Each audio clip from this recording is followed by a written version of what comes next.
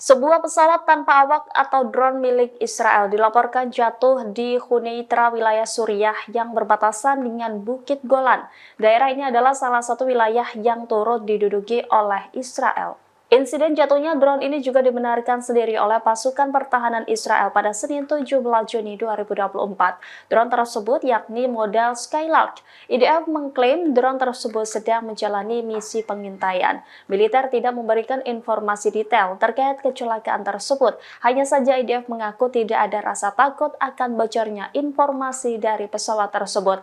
Sebagai informasi, Skyrider seperti yang dikenal dalam bahasa Ibrani adalah drone pengintai taktis yang dibuat oleh Elbit Systems dan dioperasikan oleh Korps Artileri IDF. Miniatur UAV dapat diluncurkan oleh 1 atau 2 orang tergantung pada modelnya, dan setelah mengudara, ia akan memberikan siaran video langsung kepada tentara di darat.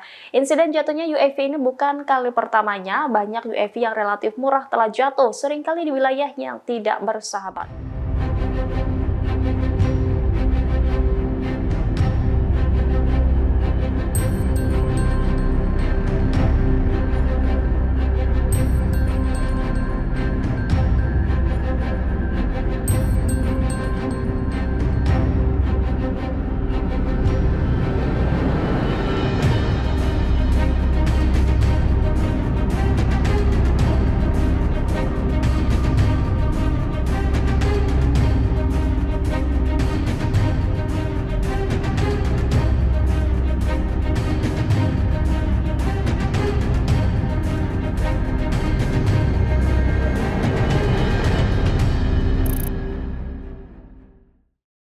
Download Tribun X sekarang, menghadirkan lokal menjadi Indonesia.